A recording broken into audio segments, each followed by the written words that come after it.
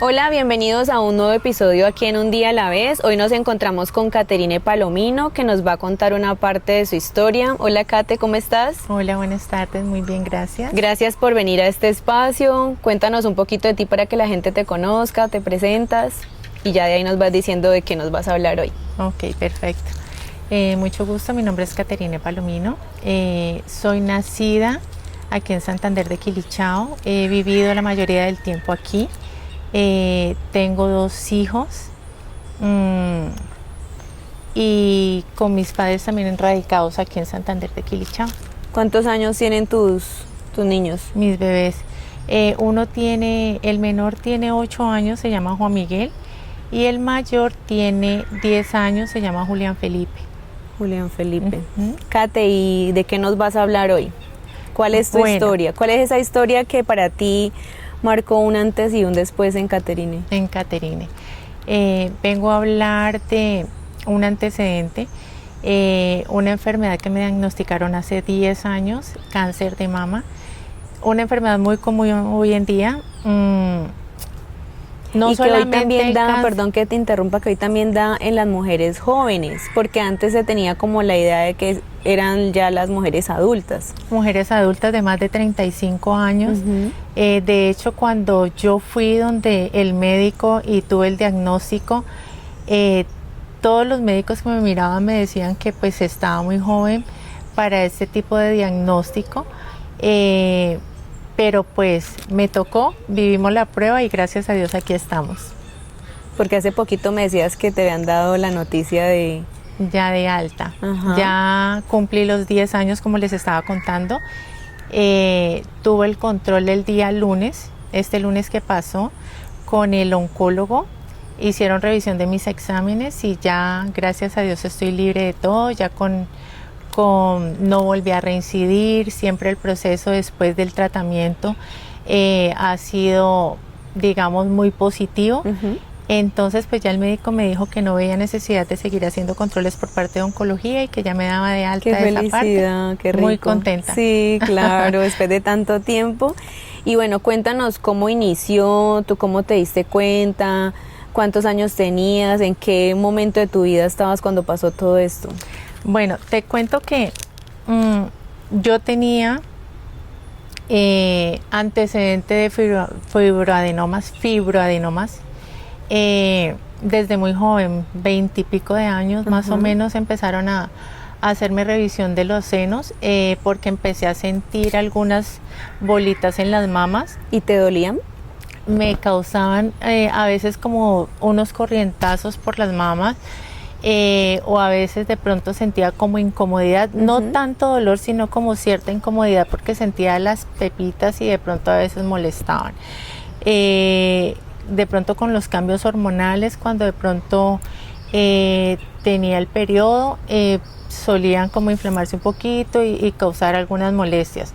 Entonces asistí donde ginecología.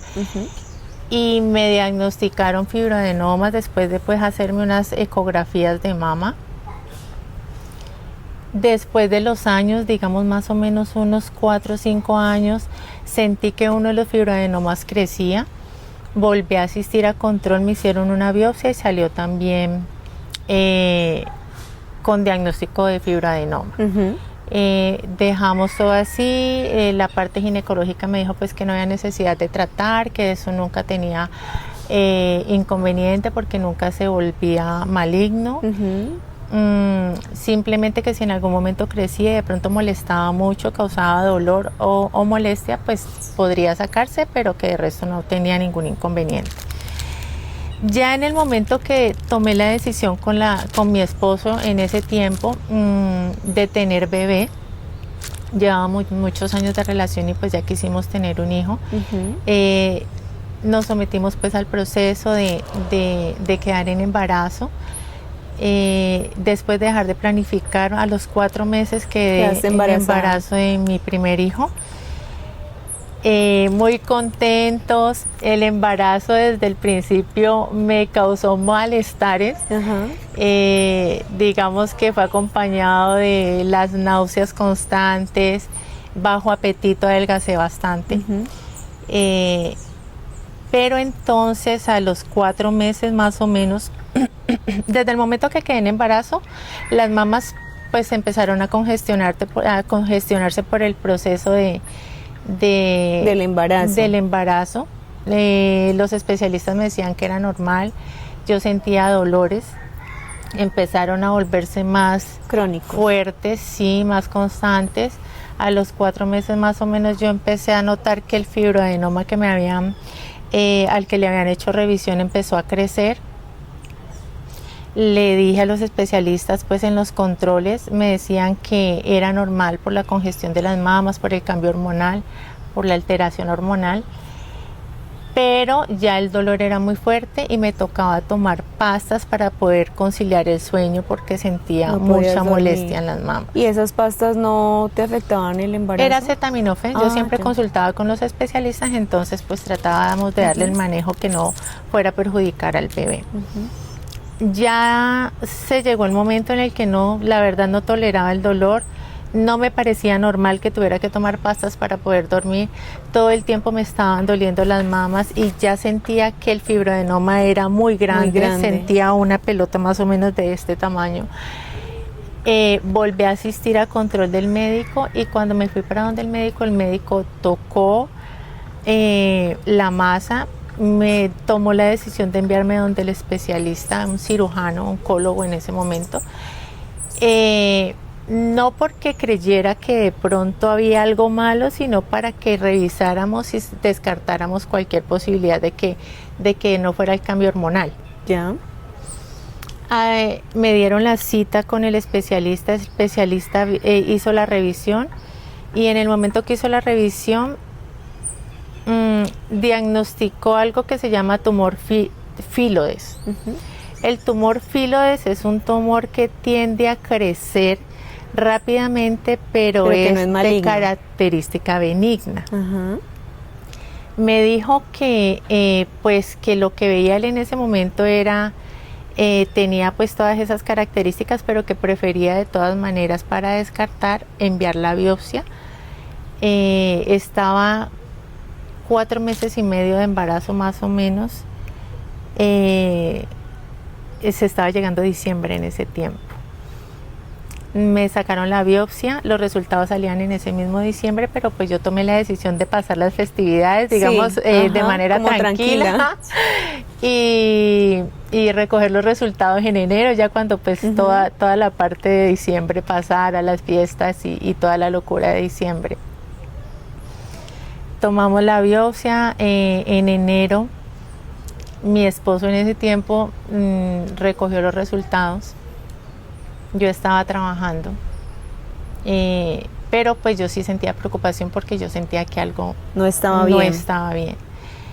Como te digo, pues por los dolores.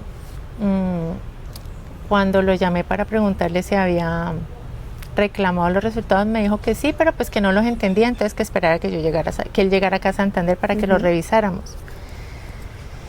Cuando llegó, me llamó, yo estaba en la empresa, salí, conversamos, me entregó los resultados y en el momento que me entregó los resultados decía sea de mama etapa 3. Estábamos con diagnóstico de etapa 3. Pero tú sí los entendiste inmediatamente, ¿o no? Claro, porque decía, ya estaba el diagnóstico, era muy claro en ese momento. Lo que no sabía uno era hasta dónde, digamos, iba avanzado el cáncer en ese momento, ¿no? Lo primero que hicimos fue buscar a un amigo médico en ese justo momento, porque pues él me dijo, ¿qué pensás? Yo le dije, pues yo no pienso nada, el resultado lo dice todo, tengo cáncer y no sé qué va a pasar, esperemos a ver. Me dijo, vamos y hablamos con el amigo. Entonces nos fuimos a hablar con él. Lo primero que el panorama que nos puso, digamos, como médico era que probablemente me iban a pedir interrumpir el embarazo, pues por el riesgo del cáncer, porque era un cáncer que estaba siempre un poco avanzado, gracias a Dios, pues no era ya grado 4, que el grado 4 ya es metástasis. Sí, ya es metástasis. Pero pues que el diagnóstico pues no era muy bueno y que podía suceder el evento de que me pidieran interrumpir el embarazo. Cuando él nos dijo eso, pues todos guardamos silencio, nos fuimos para la casa, se le informó a la familia, tenía cita pendiente pues ya para oncología. El cirujano ya cuando vio el examen, que eso fue más o menos a los 5 días de haber recibido el diagnóstico, tenía yo la cita, me remitió inmediatamente para oncología. Me dijo que la médica oncóloga era ya la que tomaba decisión y nos guiaba pues para el proceso a seguir. Ajá. Fuimos a la cita. La doctora, no, miento, yo no quise ir a la cita. La familia se preocupó muchísimo, hablaron conmigo pues porque yo no había querido asistir. ¿Y cuál había sido la razón por la que tú no querías ir a esa cita? Yo les dije que yo no estaba dispuesta a interrumpir el embarazo, que yo pensaba tener el niño sin importar lo que sucediera conmigo. Pero ahí ya te habían dicho... Pues precisamente era por lo que habíamos hablado con el amigo médico. Digamos que no era el especialista como tal, porque el cirujano lo que dijo es: tengo que remitirte, yo no tengo nada que decirte acá porque esto se sale de mis manos, ya la doctora es la que te dice a ti qué es lo que se va a hacer. Pero ya digamos con eso que nosotros habíamos hablado ya con el médico, con lo que uno investiga en las redes, que yo no es sí lo ideal. Le aconsejo a todo el mundo. Sí. Le aconsejo a todo el mundo que lo último que debe hacer es buscar información en internet. Claro, porque es que la información allí está demasiado distorsionada. Es demasiada y muchas veces está basada, digamos, en los casos negativos. Claro. Cuando yo busqué mi diagnóstico en internet, a mí internet me mató. Claro. O sea, yo no tenía salvación, yo no tenía nada que hacer, mejor me quedaba en la casa. Entonces, se le crece a uno todo, a uno le cambia la vida completamente. Uno siente que es una pesadilla.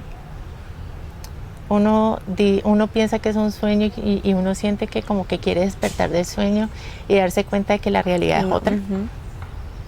Pero cuando digamos que uno lo empieza a asimilar, uno dice, bueno, ¿qué hacemos?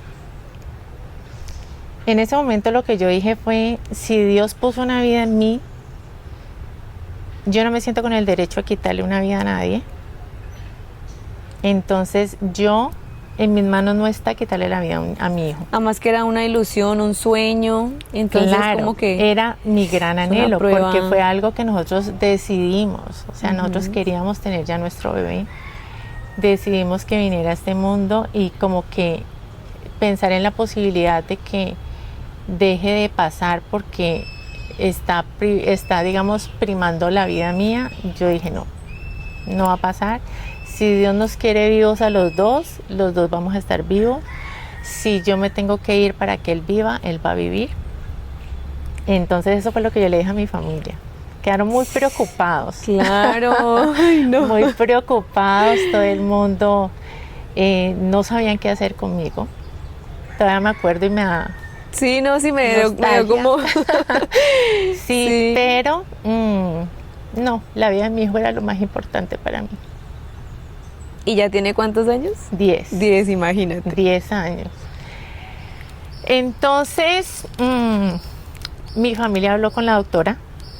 La doctora se comunicó y dijo que pues estaba esperándome, que necesitaba empezar tratamiento ya conmigo. Mi familia le expresó pues cuál había sido mi decisión. Entonces lo que dijo la doctora fue: asiste a la cita, hablamos, me escuchas, yo te voy a plantear alternativas de tratamiento y ya tú tomas la decisión. Aquí no se te va a obligar a nada, simplemente necesitamos que nos escuches porque no podemos quedarnos quietos ni darle largas. Claro. Entonces, pues ya cuando habló mi familia conmigo, pues me dijeron que por favor, que tenía que pensar en mí, que la vida del niño era importante, pero pues que también tenía que pensar en mi bienestar, que si yo estaba bien él iba a estar Claro. bien. Asistí a la cita. Ya en el momento que asistí a la cita, todo cambió, porque ya la doctora, digamos, ya me dio un parte de tranquilidad en el momento que me dijo que podíamos seguir el proceso del embarazo. Planteó ingresarme a un tratamiento de alto riesgo, con mucho seguimiento, hospitalización durante los tratamientos, para que yo pudiera recibir una quimioterapia que no afectara al feto, el crecimiento, digamos el desarrollo del feto, del bebé. Y que pudiera ayudarme a contrarrestar pues en ese momento las células malignas que estaban alimentándose de manera muy rápida por el cambio hormonal. Obviamente me dijo que el feto no iba a crecer en las mismas condiciones de un feto normal. Porque pues obviamente mi nutrición se iba a ver afectada, mi cuerpo se iba a ver afectado, porque la quimioterapia es un medicamento bastante fuerte, así como mata células malas, también mata células buenas.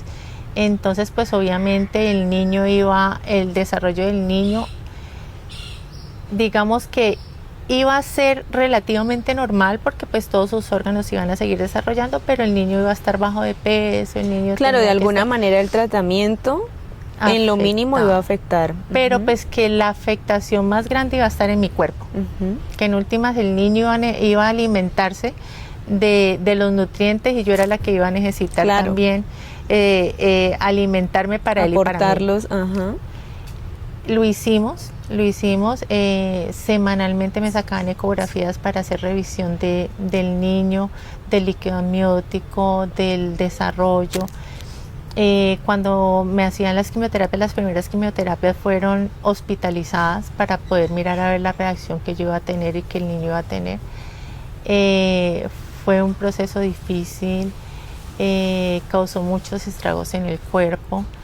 Como te digo, desde mi primer mes de embarazo yo vomité. Y ya con las quimio fue empeorando. Pues las personas y los médicos me decían, son los 3 primeros meses. Y yo seguía vomitando. Después llegó el diagnóstico, entonces pues nunca paré de vomitar. Nunca paró. Entonces me alimentaba porque me tocaba, porque tenía que cuidarme y cuidar el bebé.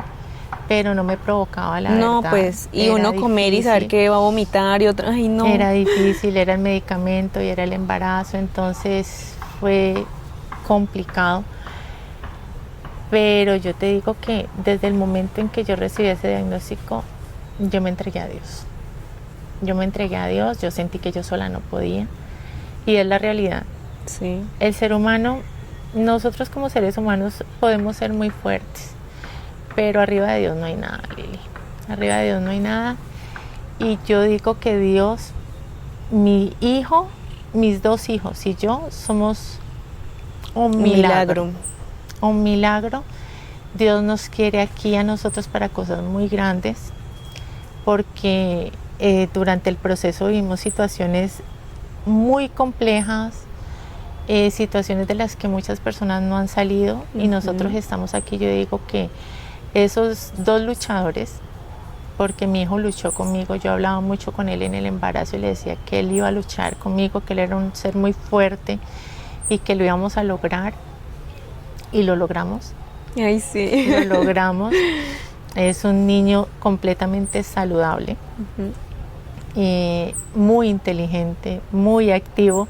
Digo que con la vida completa en esa casa.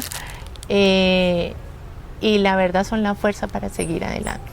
En ese momento son la fuerza para seguir adelante. Cuando me diagnosticaron fue la fuerza para yo luchar. Enfrentarte a todo. Para enfrentar esa situación tan compleja. Mira, y te digo que a mí me gusta en este momento esta invitación que tú me hiciste, porque así como en este momento yo estoy dando este testimonio para muchas personas que de pronto pueden estar enfrentando una situación como esta, parecida, muchas personas en el momento en el que yo viví ese proceso también aparecieron como ángeles para darme un testimonio en vida, para decirme: Caterine, no estás sola, Caterine, puedes hacerlo. Y me gustaría también servir como ejemplo para ser esas esa personas. voz, ajá, Sí, para que personas. sepan que Dios es nuestra gran fuerza. A veces nosotros sentimos que no podemos. En el momento en el que mi hijo estaba programado para nacer de 37 semanas por el riesgo, me iban a hacer ¿y lo normal un son proceso de cesárea, 40-42 semanas.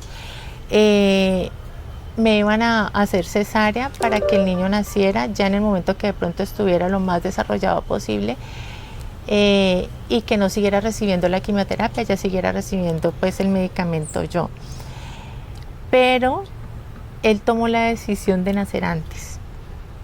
A mí me empezaron contracciones a las 34 semanas más o menos. Te faltaban 3 para las que te habían dicho.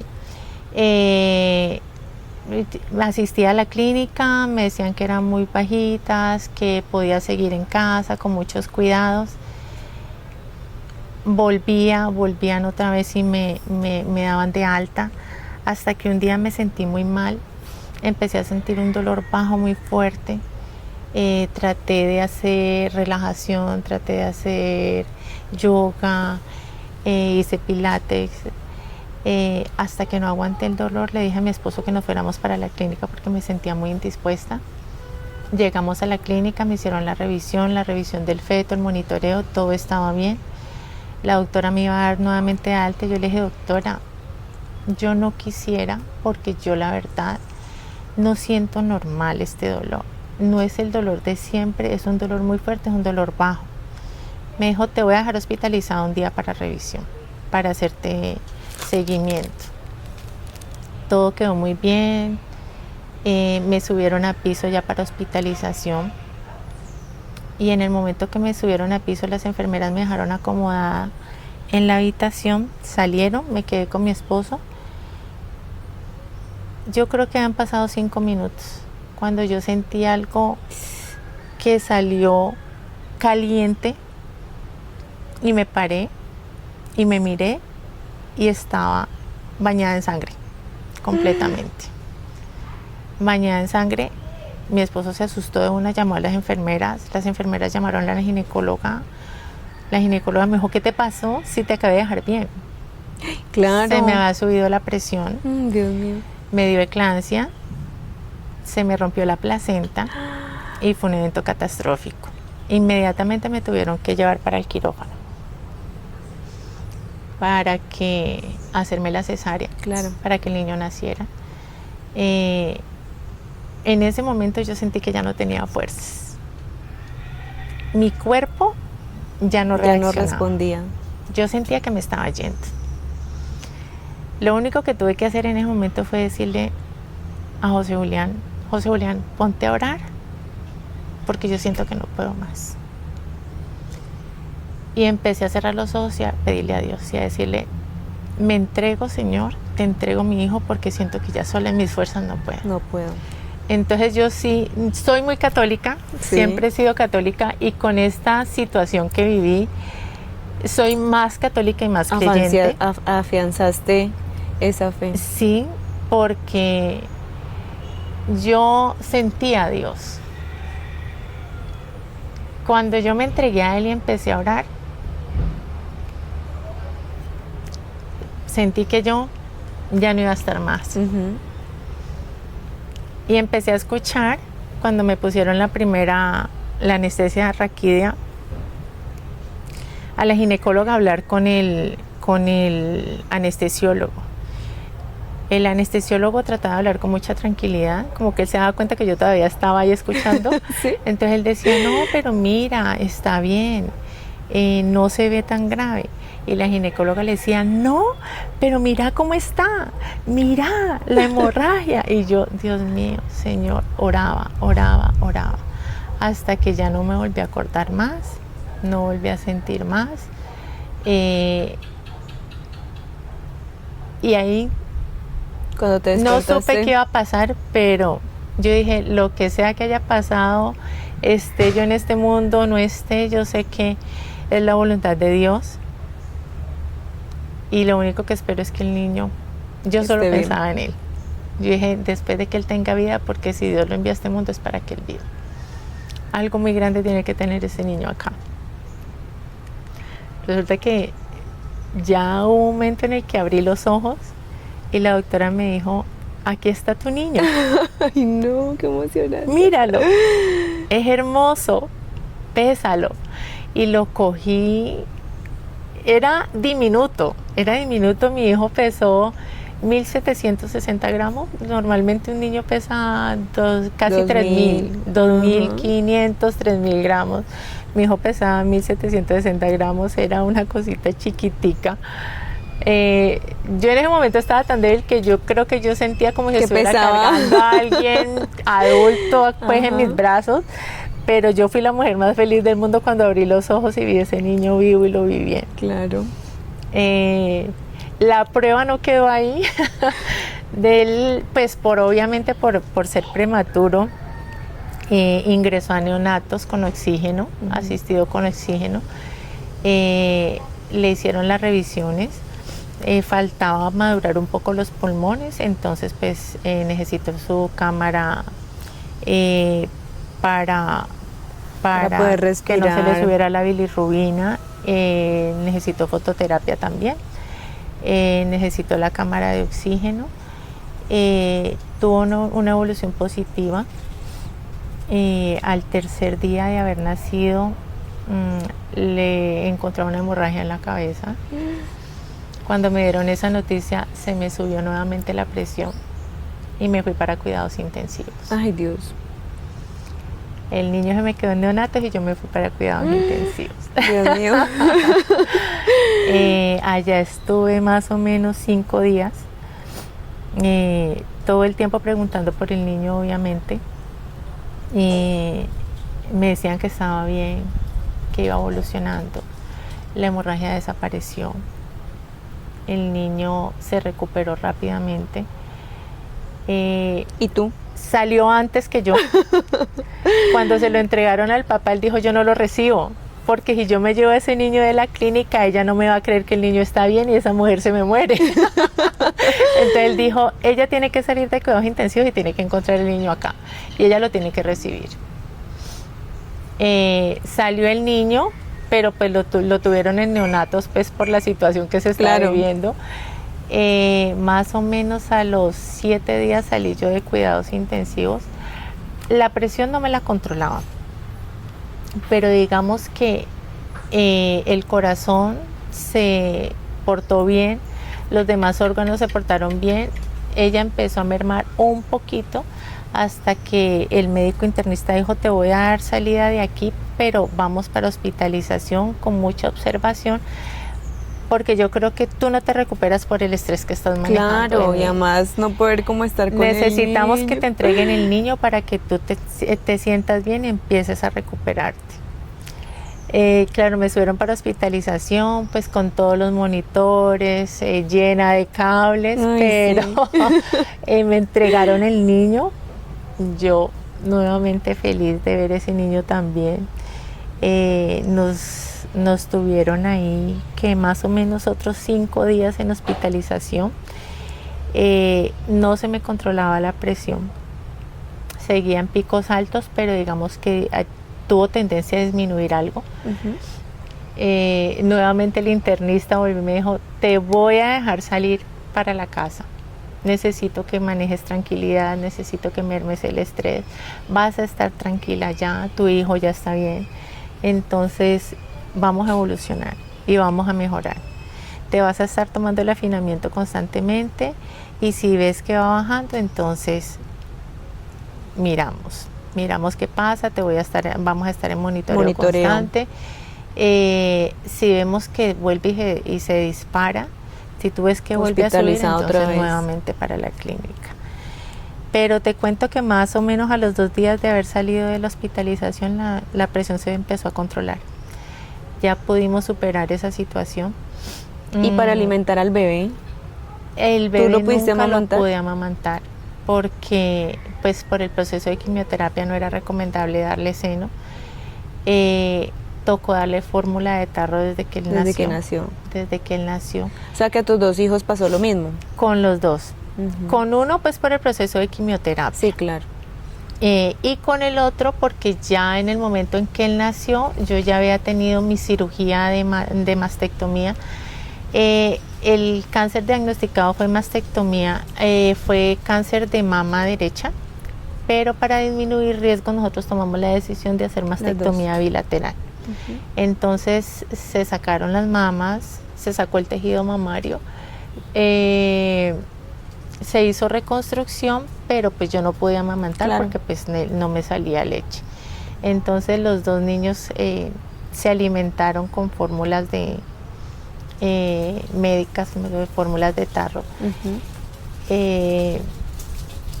Después de que vivimos esas situaciones, yo te digo que, pues primero, haber sido mamá, para mí fue... ¿Y no mamá en cualquier condición? No. No, es que fue un reto muy en una condición fuerte. compleja. Era el primer caso de embarazo tratado por la oncóloga, por la médica oncóloga, con 31 años, que para ellos en ese momento era una persona muy joven. No era muy común ver personas de 30 años hacia abajo, de 31 años hacia abajo con ese tipo de diagnósticos. Pero Dios le dio a ella la sabiduría, supo tratarnos, todos los médicos, porque era puerta abierta con todo el mundo. Yo te digo que todo el que me miraba, algunos me miraban como con pesar. Uno se da cuenta de pronto en las miradas, en la forma de que en la que la gente lo trata a uno. Y otros me miraban con mucho, lo hacían cuando me trataban, yo sentía que lo hacían como con admiración, de ver una mujer así luchando en una situación de esas. Yo era una embarazada muy, muy particular porque era una embarazada de este gordo, Sí. con una barriga que era diminuta. Sí, me acuerdo. Diminuta, parecía que me hubiera comido como un frijolito. Me veía muy graciosa en embarazo y en embarazo calva, ¿no? Porque pues con la segunda aplicación de quimioterapia yo me quedé calva, que yo digo que esa es una de las grandes crisis de las mujeres, ¿no? Yo te iba a preguntar cómo fue ese proceso, porque no todas las personas que les diagnostican cáncer pierden el cabello. Pierden una parte, un porcentaje, pero no a todas se les cae en su totalidad. Porque depende del tipo de quimioterapia que se use para el tratamiento. En el caso mío, la doctora me dijo, se te va a caer el cabello desde la primera aplicación, se te cae porque este medicamento, el efecto es ese. Entonces yo lo primero que hice fue hacerme cortar el cabello muy cortico. Pero si a mí alguien me pregunta y me dice, mira, es que me dijeron que se me va a caer el cabello, yo le digo, túsese, rápese completamente, quítese el cabello, no por el trauma solamente psicológico, digamos, que puede causar en las mujeres. A nosotros la cultura nos ha enseñado en que entre más largo el cabello, más femenina, ¿no? Yo te puedo decir que yo siento que a mí me traumó más la caída del cabello que la pérdida del seno. Para la pérdida del seno yo ya estaba preparada, digamos que me habían planteado ya quitarlo, extirparlo y volverlo a reconstruir, entonces ya tenía, digamos, como esa idea, ya estaba preparada para eso. Pero en el momento en que se me cayó el cabello, primero el dolor, porque sentí mucha irritación en el cuero cabelludo. El cabello empieza a morir, a perder vida, entonces se sale y chuza y es horrible, yo me sentí muy irritada, sentí mucho dolor y adicional en el momento en que se empezó a caer, yo me fui para el baño a bañarme para quitarme lo que se estaba cayendo y lo único que hice fue quedarme bañada completamente en pelo. Dios mío. Y cuando me empecé a tocar sentía los vacíos. Entonces yo me sentía como una muñeca de esas que las niñas maltratan horrible, que luego tú que le ves van aquí arrancando con 3 pelitos acá y acá todos los huecos, así igualita, igualita. Yo creo que ese día duré 1 hora en el baño más. Nadie me podía sacar. Llegaban las enfermeras, me tocaban la puerta. Ay, y Dios. yo no salía. Mi esposo me tocaba la puerta, yo no salía. Mi mamá me tocaba la puerta, yo no salía. Hasta que un día, hasta que la enfermera cogió y me dijo, bueno, la enfermera jefe me dijo, Caterina, necesito que salgas. Esto le pasa a todas las personas que reciben ese tratamiento, entonces hazme el favor y sales, miramos qué podemos hacer, buscamos una solución, pero sal de allá que necesito verte. Y yo no hacía sino llorar en ese baño. Ay, no. Y bañarme, y cada vez que me lavaba, entre más me lavaba, más se caía. Claro. Entonces yo ya no sabía qué hacer con tanta cantidad de pelo encima mío. Hasta que ya llamamos a una familiar, trajo una máquina y me pasaron esa máquina y ya quedé más tranquila. La verdad descansé. Descansé porque la irritación fue horrible, horrible, horrible. Pero retrocediendo un poquito, cuando tú te cortaste el cabello, ¿cómo te sentiste? Porque tú primero te lo dejaste cortico. Me lo dejé cortico, ¿no? Yo me sentí bien. Y porque se te veía digamos bonito. que fue un cambio de look, pero había pelo. Entonces estaba la mujer ahí representada con el cabello cortico, con sus aretes. Pero ya cuando me quedé sin cabello, entonces yo me veía al espejo y yo me sentía fea, yo me sentía poco femenina. No, uno se siente raro, extraño, uno ahí calvo. Exacto, y adicional con la delgadez que tenía, con la palidez que tenía, entonces yo decía, Dios mío, ¿qué es esto? Me siento horrible. Ahora que me vean, todo el mundo me va a ver así calva, todo el mundo. Entonces la enfermera me decía, te pones unos aretes bien lindos, te maquillas. Y yo decía, yo con esta vomitadera, yo no quiero ni maquillarme, yo no quiero ni vestirme, yo no quiero nada. Qué risa. Yo no quiero nada. Sí, fue muy chistoso, o sea, al principio muy traumático, muy doloroso. Una amiga me enseñó a ponerme turbantes, hacérmelos con el moño, con la flor y no sé qué. Y al principio me ponía los turbantes porque cuando hay ese cambio, también el termostato se desacomoda, ¿no? Entonces sentía mucho frío en la cabeza y todo el cuerpo se me congelaba. Claro. Y me ponía las pañoletas y ya luego sentía mucho calor. Entonces, Dios mío santo, es difícil esa parte.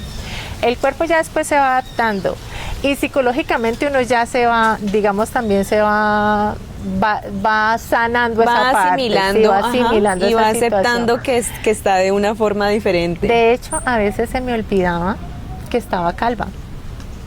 Y me vestía, me arreglaba y salía a la calle. Y cuando yo sentía como esas miradas en la calle y las vos, oh por Dios, ¿verdad que estoy calva? ¿Qué le pasa? Porque me mira así, me tocaba la cabeza. Ay, no me puse la pañoleta, no me puse el turbante. Ya como que se volvió ya normal en mí, entonces ya no me preocupaba, pero el principio es difícil. ¿Cuántos años duraste? ¿Cuánto tiempo duraste calva? Calva. Ay, yo creo, porque es que yo creo que más o menos unos 7, 8 meses. Porque el cabello vuelve y sale, pero vuelve y sale delgadito, muy delgadito. Entonces digamos que a mí me empezó a salir así, yo volví y me tusaba. Me pasaba la máquina, me la pasé varias veces hasta que ya noté que empezó a salir más grueso. Un poquito más. Pero fue por el cambio de medicamento, ya me cambiaron la quimioterapia, entonces ya la otra quimioterapia tenía otros efectos, ya permitía, digamos, que saliera el cabello, pero entonces empezó a causar otros estragos en el cuerpo, un dolor fuertísimo, casi no podía levantar las piernas. Sí, me golpeaba con la separacioncita de la baldosa, solamente la separacioncita de la baldosa. Yo sentía que me tropezaba con eso. Para mí era un dolor terrible, pero ya las náuseas se fueron yendo, ya el cabello empezó a salir nuevamente. Entonces, digamos que eran unas por otras, ¿no? Y gracias a Dios, desde el momento en que a mí me aplicaron la primera quimioterapia, el tumor empezó a ceder de manera inmediata. O sea, fue una recuperación increíble, fue una evolución supremamente positiva. Ya cuando a mí me hicieron la cirugía, que ya había nacido el niño, que ya estaba, digamos, relativamente recuperada, y hicieron la cirugía de mastectomía, el tumor estaba tan pequeño que en la resonancia casi no se veía. No, era partículas minúsculas, o sea, era diminuto. Katy, ¿cuánto tiempo pasó entre, nació tu primer niño y cuánto tiempo pasó para el segundo? Para el segundo, casi 3 años. Pero ahí ya, digamos, el tratamiento ya estaba más, ya estabas en la segunda fase que me dices que... Ya estaba terminado el tratamiento. Mi tratamiento duró casi un año, casi un año duré yo por fuera, entre la parte del embarazo, que fueron los 5 meses de embarazo, empecé yo tratamiento. Fueron 3 meses de prueba, 3 meses y medio de prueba pues con el niño, el tratamiento con el niño, nació el niño y ya luego fue la mastectomía y la reconstrucción. A mí me hicieron mastectomía y reconstrucción inmediatas. Y después de ese proceso me hicieron la radioterapia. Ya terminada la radioterapia pasaron más o menos 2 años y medio. Y yo tenía un diagnóstico de menopausia por la quimioterapia. Me habían enviado donde médico familiar para revisión y no alcancé a ir a la cita del médico familiar cuando empecé con inflamación de colon, con vómito, y resulta que como mi primer embarazo fue inflamación de colon, yo me fui a hacer una prueba de embarazo por descartar. Y el descartar es que la menopausia no existía.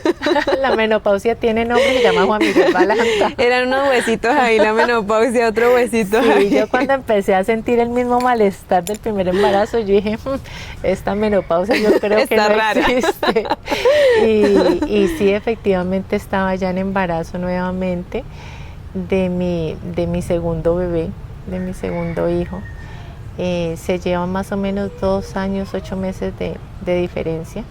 Obviamente pues yo no podía planificar en ese momento, claro. Y pues se suponía que por el proceso de quimioterapia no ibas pues, a quedar en embarazo. Sí teníamos contemplado tener otro niño, pero digamos que en ese momento no.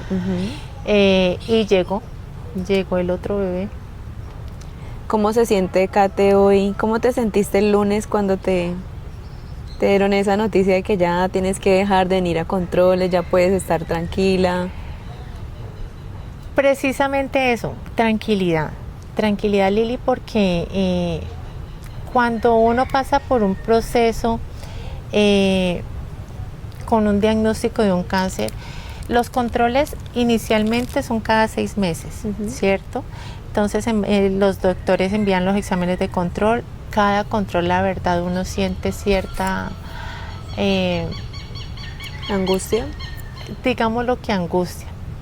Uno dice, vamos con la mejor actitud, pero sabemos que de todas maneras tuvimos un diagnóstico y nadie está libre de mal. Sí. Siempre existe una probabilidad de que pueda volver a presentarse la situación. Siempre trata uno de ser muy positivo y de tener mucha confianza, pero también yo por lo menos la confianza la tengo puesta en el de arriba y en que no siempre es mi voluntad sino también la voluntad de él, y en que ya con lo que viví tengo claro de que no es siempre lo que uno quiera, sino como Dios lo tenga destinado para uno. Tengo confianza de que estoy bien gracias a él, de que no es solamente esa prueba sino varias pruebas que se han presentado, de que se seguirán presentando, claro, también algunas otras, pero también tengo confianza de que con el poder de él vamos a seguirla superando. Lo que yo viví no es algo fácil, es algo que la verdad yo digo que las personas tenemos que ser muy valientes para poder, muy fuertes, vivir una prueba de estas y salir exitosa de ellas. Tuve que ver personas partir. Tristemente, compañeros de quimioterapia, compañeros de tratamiento que no pudieron superar su situación, y tuve que ver, a mí algo que de pronto me tocó muchísimo en el momento en el que yo viví esa experiencia, y es que las pruebas para uno han sido grandes, pero hay personas viviendo pruebas más grandes que uno, superándolas, y algunas otras personas que de pronto desafortunadamente no. Algo de lo que más me tocó a mí durante esa experiencia fue ver niños recibiendo quimioterapia. Sí, yo creo que es lo más difícil, y además que a veces son niños bebés. No, es impresionante. Seres extremadamente valientes. Uno que lo vivió, uno que sabe los efectos de esos medicamentos, de esos procedimientos, uno sabe que no es fácil. No es fácil, y ver esos niños viviendo por esas situaciones es complejo, pero como me lo dijeron a mí en el momento del diagnóstico, se los puedo decir a ustedes también, el cáncer hoy en día no es sinónimo de muerte, no es sinónimo de muerte. Hay que poner mucho de parte de uno, porque yo digo que la parte emocional es supremamente importante. Y además que también se ve afectada por los medicamentos, por muchas cosas, por muchas situaciones. Por todo. Y pienso que en parte eso muchas veces también es lo que apaga a las personas, ¿sí? Por eso es que hay que ser fuerte, y de hecho los médicos lo recomiendan. O sea, uno que conoce como el proceso, con mi abuelita también decían hay que tenerle paciencia, porque de hecho los medicamentos también te ponen histérica, de mal genio, llorona, de todo. Entonces es como esa fuerza que tiene que aportar cada persona a su proceso, porque si no, no sale de él. Es la verdad, porque mira que yo tuve que ver personas diciéndome, es que esta quimioterapia mata. Y yo le dije, alguna vez le dije a una compañera, le dije, mira, si tú estás pensando que te va a matar, no lo hagas. No lo hagas, porque lo más seguro es que va a pasar. Claro. Tú siempre piensa en que estás recibiendo vida, y siempre piensa en positivo. Ten fe, ten confianza, porque yo sé que tú puedes salir adelante. Pero yo la veía ella, cada vez que ella llegaba a la quimioterapia, hablaba mal. Era triste, era chantada, decía que se sentía muy frustrada, que se sentía muy débil, que con la quimioterapia se sentía muy mal. Entonces yo le decía, entonces no lo hagas porque te estás sintiendo afectada y te estás dañando al final. Entonces uno tiene que, es difícil. Sí. Y digamos que algunas personas pueden decir, es que es fácil para ti decirlo, pero no, yo ya lo viví. Yo ya lo viví, y yo sé que no es fácil, pero uno tiene que poner todo de su parte y confiar en que lo que uno está haciendo es para bien. Es para bien. Acompañarse también, porque esto yo digo que es un conjunto, ¿no? El cuerpo no es solamente lo físico, el cuerpo es lo emocional. Sí. El cuerpo es... Y lo emocional tiene mucho que ver. Muchísimo. Muchísimo. Porque de hecho las emociones nos hacen somatizar. Claro. Nos hacen somatizar. El estrés nos baja las defensas. Mantener el cortisol así súper elevado nos afecta enormemente. Entonces hay que trabajar mucho la parte emocional, tener mucha tranquilidad. La familia, el apoyo de la familia es muy importante. Es fundamental el apoyo, el círculo en el que estás. Tu círculo yo tengo de apoyo. Que dar muchas gracias a eso, a lo que yo te digo, que a mí todo se me prestó de una manera maravillosa.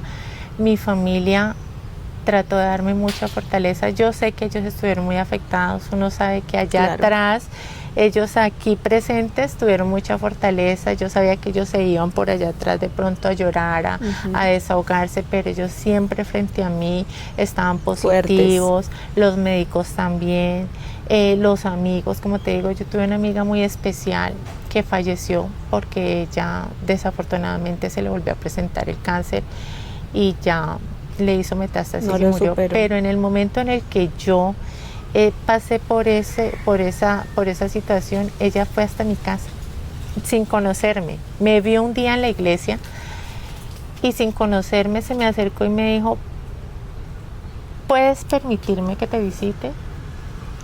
Quiero hablar contigo algo. Yo le dije, hazlo. Se acercó a mí, me visitó, me contó sobre su diagnóstico, sobre lo que ella había vivido, y me dio mucha fortaleza, me dio mucha fe porque era una persona muy entregada a Dios también. Y yo digo que esa fue una de los angelitos que me ayudó también a tener como esa esperanza en ese momento de decir, es que si ella pudo, yo también. Entonces es muy importante las personas que también que lo te rodean a uno, ¿no? Y algo que yo también quiero dejar aquí es que tú lo decías ahora, cómo uno se habla, y no solamente cuando uno tiene un diagnóstico, una situación difícil, sino en general cómo te hablas. Porque lo que tú decías ahora de esa persona que estuviste también en el tratamiento, que siempre estaba triste, siempre estaba chantada, entonces tú qué mensaje le estás dando a tu cuerpo, porque por eso decimos que lo emocional conecta mucho con lo físico. Sí, es una parte fundamental, pero lo emocional pienso que lo apaga uno más rápido, que el cuerpo todavía puede tener ahí las herramientas para sostenerse, pero si la mente no está bien no pasa nada. Es la verdad. Sí. Es la verdad. Kate, yo sé que hay mucho por hablar, que aquí mejor dicho no terminaríamos, tendríamos que grabar no sé cuántos episodios, pero quiero felicitarte. Yo pues te conozco desde hace mucho tiempo, pero no conocía así como en más detalle la situación. Pienso que es de admirar, te admiro la verdad, esa fortaleza, ya tus hijos grandes, ser la voz para que otras personas también se animen, porque ahora cuando tú empezaste a hablar, digamos que no quisiste ir a la cita por ese miedo de que tenías que tomar una decisión de pronto que no querías, y que de pronto muchas personas sí al final toman esa decisión sin saber que pueden ir un poquito más allá y que puede pasar algo como lo que pasó contigo. Salir. Vida y por partida doble. Exacto. Entonces, de verdad, gracias por este espacio. Creo que tendría que invitarte a una segunda parte para que pronto nos hablaras ya un poquito como de los niños, cómo fue todo eso, pero de verdad gracias por contarnos esta parte de ti. No todo el mundo lo hace, y como te decía antes de que iniciáramos, creo que a través de lo que hablamos sanamos y dejamos un mensaje también muy positivo para los demás. Así es. Muchas gracias. Te agradezco a ti también por haberme invitado, por haberme tenido en cuenta. A las personas que de pronto están pasando por una situación difícil, no solamente el cáncer. Hay muchas pruebas que se nos presentan en el camino, pero nosotros somos capaces. Si Dios nos permitió estar aquí en este mundo, es porque depositó una confianza en nosotros. Nosotros todo el tiempo estamos aquí, no solamente para nosotros, ténganlo en cuenta, estamos también para servirle a los demás, claro, sí, para servir de ejemplo, de pronto en algún momento para servir de apoyo, o simplemente para ser una herramienta para que los demás sepan que sí se puede, y que hay cosas muy bonitas en este mundo. Hay razones muy grandes. En mi caso, por ejemplo, ya no soy solo yo, ya son 2 niños que están detrás de mí. Ya son 3. Sí, ya somos 3 grandes, maravillosos, que me llenan de fortaleza y que me dan una razón diaria para seguir adelante. Gracias, Kate. A ti. Muchas gracias.